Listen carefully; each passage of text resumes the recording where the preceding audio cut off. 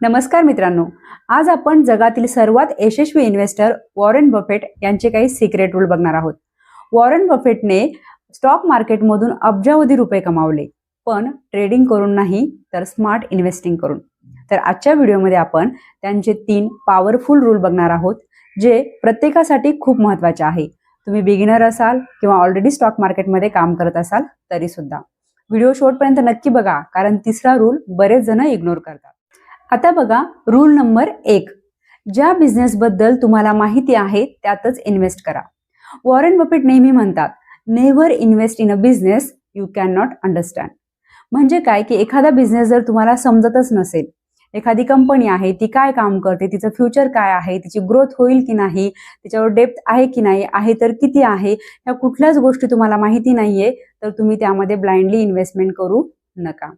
किंवा कुणीतरी तुम्हाला म्हणते की हा पर्टिक्युलर स्टॉक आहे, रॉकेट होणार आहे, खूपच लवकर त्याच्या प्राइजेस वरती जाणार आहे, तर त्यामध्ये तुम्ही इन्व्हेस्टमेंट करणं म्हणजे ती इन्व्हेस्टमेंट नाही तर गॅमलिंग आहे. मग इन्व्हेस्टमेंट करण्यासाठी तुम्हाला काय करणं गरजेचं आहे? बिझनेस समजून घेणं गरजेचं आहे. आता बघा, प्रत्येकाला सगळे बिझनेस समजतात असं नाहीये. मग वॉरेन बफेट काय म्हणतात की तुम्हाला तुमच्या दैनंदिन जीवनामध्ये कोणत्या गोष्टी समजतात, कुठले असे ब्रँड्स आहेत की जे तुम्हाला लवकर समजतात किंवा तुमच्या ओळखीचे आहेत, बरोबर. उदाहरणार्थ, तुम्ही सकाळी उठल्यानंतर जेव्हा ब्रश करता तेव्हा तुम्ही कोणती टूथपेस्ट वापरता, तर ती टूथपेस्ट जी आहे, ज्या कंपनीची तुम्ही वापरता तिच्याबद्दल तुम्ही माहिती काढू शकता. किंवा तुम्हाला जर तिच्याबद्दल विश्वास असेल की हा, ही कंपनी बऱ्याच वर्षापासून आहे आणि आपणच खूप वर्ष झालो त्या कंपनीची टूथपेस्ट वापरतोय, बरोबर, मग हळूहळू तुम्ही त्या कंपनीची माहिती काढू शकता, बरोबर. तिचा बिझनेस कसं चालतंय, ती कंपनी प्रॉफिटमध्ये आहे का, तिच्यावरती काही डेप्थ आहे का, बरोबर, त्या कंपनीमध्ये काही फ्युचर आहे का, या सगळ्या गोष्टी जर तुम्ही बघितल्या आणि त्याच्यामध्ये तुम्हाला पॉझिटिव्ह पॉईंट्स मिळाले, तर तुम्ही त्याच्यामध्ये इन्व्हेस्टमेंट करू शकता. म्हणजे काय, तर बघा, बरेचसे असे ब्रँड आहे, म्हणजे वॉरेन बफेटचं असं म्हणणं आहे की जी कंपनी खूप जास्त ग्रोथ करते तिची जी ब्रँड व्हॅल्यू आहे ती थोडी जास्त दिसते. बघा, बऱ्याचशा अशा कंपन्या आहे की त्यांच्या नावावरून लोक ओळखतात. आता एखादा व्यक्ती आहे, त्याला बँकिंग क्षेत्रातलं काहीच नॉलेज नाहीये, मग त्याने बँकिंगमध्ये इन्व्हेस्टमेंट करू नये. पण जर त्याला माहिती असेल की एखादी पर्टिक्युलर बँक आहे, उदाहरणार्थ एचडीएफसी बँक, ते नेहमी नाव ऐकतो की एचडीएफसी बँक, एचडीएफसी बँक, त्याला एवढं कळतं की ही बँक काय आहे, पॉप्युलर आहे, बरोबर.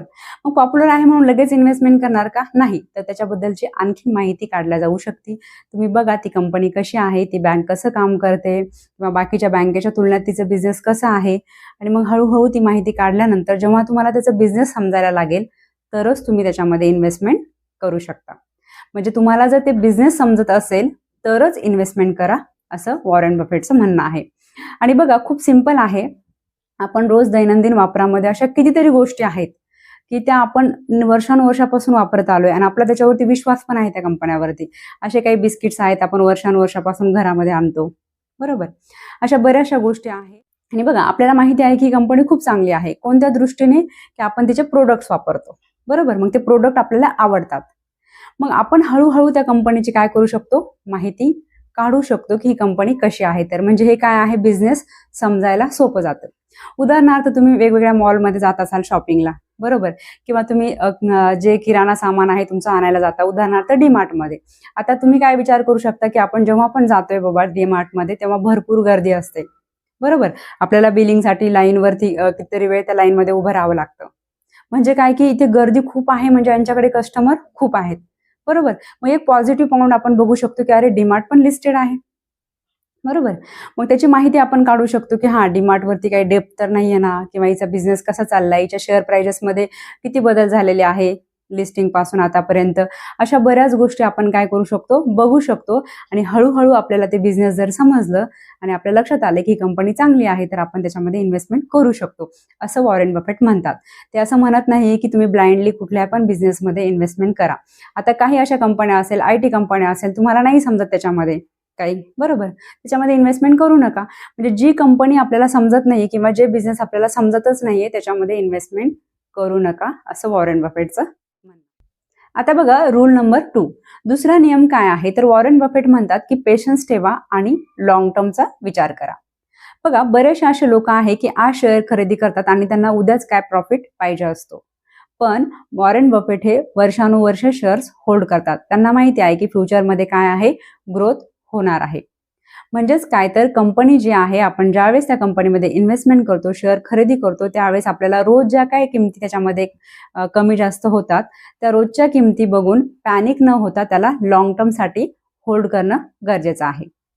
बघा, म्हणजे आजच आपण शेअर खरेदी केले आणि लगेच उद्या आपण श्रीमंत होणार किंवा करोडपती होणार, असा जो काहींच्या मनामध्ये गैरसमज आहे किंवा काहींना वाटते की शेअर खरेदी केले म्हणजे मी लगेच काय होणार, श्रीमंत होणार. तर असं नाहीये. आज झाड लावलं म्हणजे उद्या त्याचे फळं मिळतात का? नाही. त्याला वेळ लागतो, त्याला वाढण्यासाठी वेळ लागतो, त्याला फळं येण्यासाठी वेळ लागतो. तसंच आहे, ज्या कंपनीचे आपण शेअर खरेदी करतो त्यालाही ग्रो व्हायला वेळ लागतो. तेवढे पेशन्स आपल्याला ठेवणं गरजेचं आहे. म्हणजे रोजच्या जे काय चढ उतार होतात प्राइजेसमध्ये, किमतीमध्ये, ते बघून आपल्याला पॅनिक न होता लॉंग टर्मसाठी काय करायचं आहे, त्याला होल्ड करायचं आहे किंवा ते होल्ड करणं गरजेचं आहे. म्हणजेच येणाऱ्या काळामध्ये त्याच्या ज्या काही किमती वाढतील त्याचा आपल्याला फायदा घेता येतो. रूल नंबर 3, तिसऱ्या नियमामध्ये वॉरेन बफेट सांगतात की स्वस्त बिझनेस बघू नका, तर स्ट्रॉंग किंवा मजबूत बिझनेस बघा. जी पण कंपनी तुम्ही निवडताय त्याचे शेअर प्राइजेस स्वस्त आहे म्हणून खरेदी करू नका, तर ती कंपनी किती मजबूत आहे, किती चांगली आहे हे बघणं गरजेचं आहे. आता बघा, बरेचसे जे काय नवीन लोक आहेत मार्केटमध्ये येणारे, ते काय करतात की शेअर स्वस्त दिसला म्हणून खरेदी करतात.